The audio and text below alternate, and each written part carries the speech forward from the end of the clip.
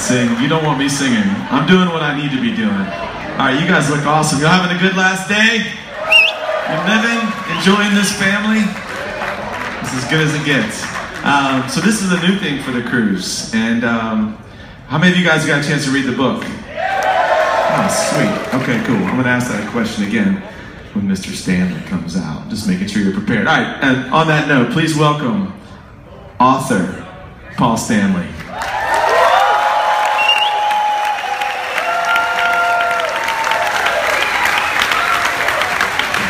Mr. Stanley, come on. Hey! Who was here for the show last night? Pretty good. Tonight's going to be awesome too. You know, at some point we want to talk to you and find out what you want in the KISS cruises in the future, because we want to make this better every time we do it. And it's all about you. So we're going to be asking you questions at some point. While you're on the ship, we may put out a questionnaire. We want to know how you feel about what we've done so far, and we want to make sure that the next one is that much better. So, I love you. You're awesome. You are awesome. All right. Where am I sitting? A nice, comfortable chair for you there. Boy, I feel like a grown-up. So, before we get started, Paul, I just want to let you know we have some people backstage that want to just share something with you just before we get started. So, yeah, you guys want to come out? Oh, here we go. You just keep these up. Hey, hey. So, Paul, this is actually Jamie's idea. He had called me to buy a smash guitar for something, and he told me what it was for. So when he told me, I decided to go in with him on half. It's a little way to thank you for being, being a great boss, the best boss in the world, right here, and a great friend. And I'm going to turn over to Jamie, so I don't have to say anything else. Cool. Mr. Stanley. Oh my God. On behalf of the KISS Army and Navy here assembled, it is with great humility and a distinct honor to take a few moments to recognize you on this historic occasion. Some 40 years ago, you revolutionized modern music by creating an institution that continues to grow stronger through the years. KISS.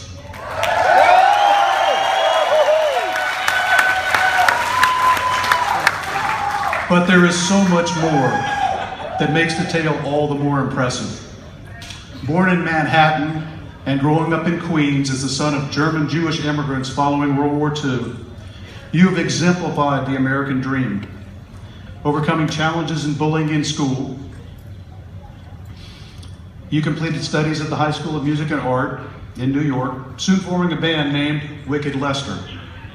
From there, history was made in 1973 when you completely changed how rock music was performed live. Dedicated to the principle that not all bands are created equal. You created the name that will live in rock history, dubbing your new creation KISS, and personally drawing the logo still used today. Through the power of dreaming big, self-confidence, and perseverance, you pursued that dream to become the most popular band in America and broke the Beatles' attendance records at Japan's Budokan. In the middle years, with the makeup gone, you were credited by your longtime bandmate with having been the driving force behind the success, keeping KISS alive. When the original lineup returned, it instantly became the top-drawing concert of the year, with the band's biggest attendances ever. As recently as this summer, with the current rejuvenated lineup, KISS demonstrated the staying power of the music and the show, your vision from all those years ago. The accolades are tremendous for the band, the biggest gold record award-winning band in American history, second only to your idols, the Beatles.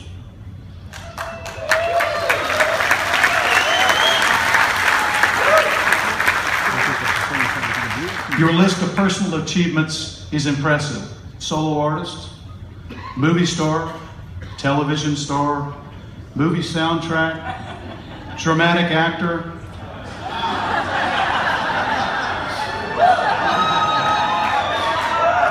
ambassador for About Face, top 40 hit record producer, Long Island Music Hall of Fame, Classic Rock Award Showman of the Year, Lifetime Achievement Award from the House Research Institute, star on the Hollywood... I think we get the point.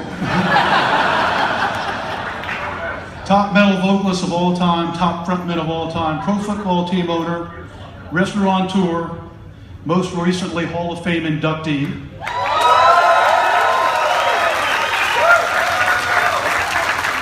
Acclaimed artist, New York Times best-selling author. Despite all that, perhaps the thing that brings you the most pleasure is your role as devoted husband and father.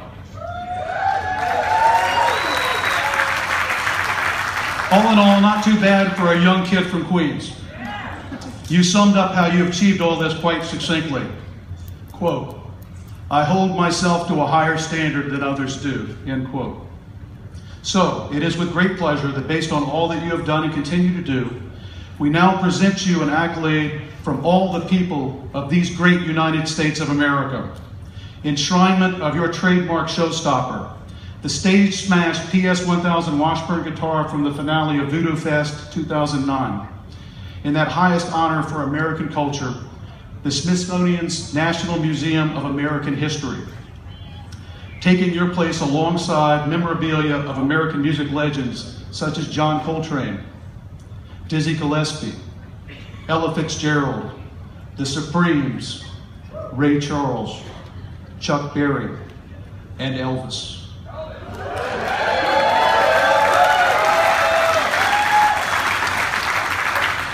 And to put it into context, spanning the breadth of American history, from Dorothy's ruby slippers to Thomas Edison's light bulb, Thomas Jefferson's Bible, to Abraham Lincoln's top hat.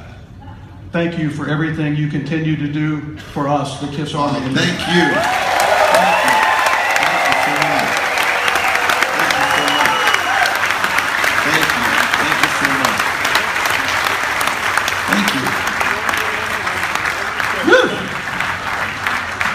All right.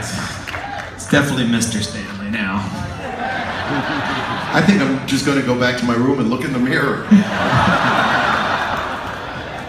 So Paul was up for just talking about the book. And so before you came out, again, how many guys have had a chance to read the book? How's the book doing? Amazing. It's real here. You talk about. But if anybody has questions, I'm interested in answering anything you people want to know. And it doesn't have to be in the book.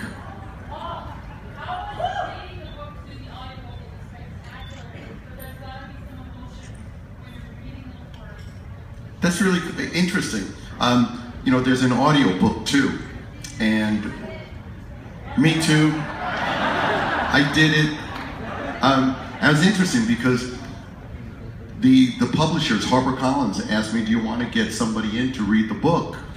And I thought, how could I write a book, design the cover, you know, build this from the ground up, and then have somebody else be my voice? So I did the audio book, which is like 440 something pages.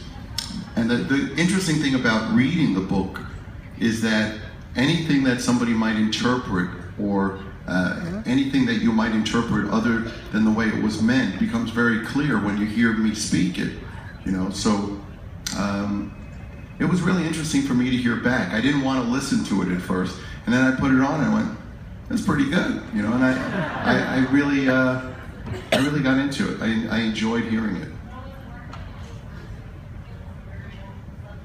No, you know, people say to me, was it like cathartic? Was it emotional to write the book? I went, it was emotional to live the life. You know, going through it was the tough part. Telling the story, you know, it's very different when life turns around and when things are on an even keel. When everything turns out the way you worked your ass off and dreamed it would be, then telling about the tough times really isn't that difficult. It's kind of, you get to celebrate where you are and where you were. So, Thank you. I was going to ask about Dr. Hilson. If you guys, Dr. Hilson plays a big role in the book, right? So Dr. Hilson comes into your life early age, right? And then again, you find him when success comes, and then he ends up being the manager at some point. Well, he didn't. He really was. He was never the manager. You know, what you hear from outside sources is sometimes a bit colored, but nonetheless, it was very unconventional. I met this guy when I was probably about 15, and really helped me. You know, I needed some guidance, and most of us pattern ourselves on what we see at home. That's usually how we kind of figure out who we are and what we think is normal. My home life wasn't that normal. So I realized that I needed, you know, I needed to learn from the ground up, kind of take some steps back and move forward again under guidance of somebody.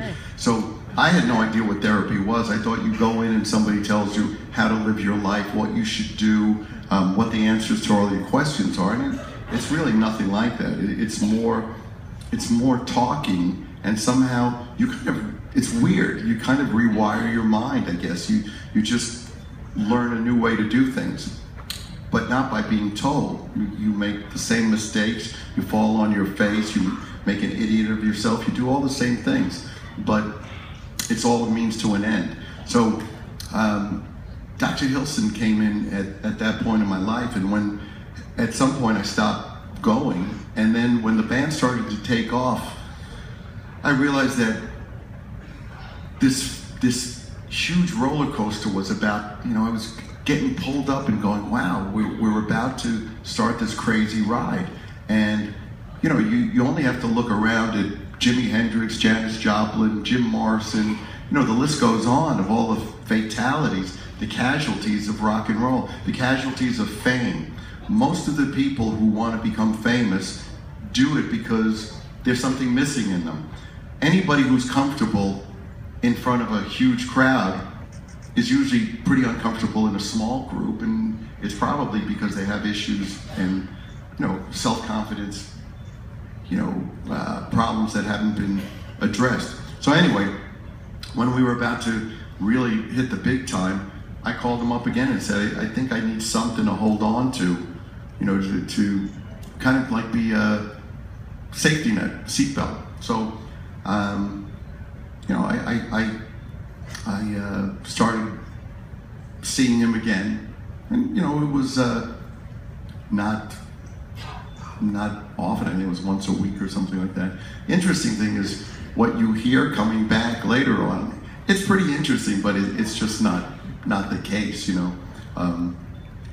I read that I was on the phone all the time with him, and I couldn't move. You know, I couldn't tie my shoe unless he told me to. You can tie your shoe.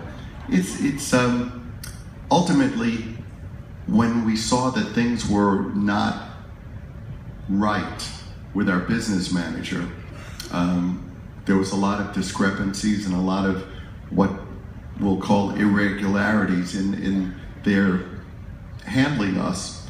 We needed somebody to kind of guide us to attorneys and things like that, and he became the guy to do it.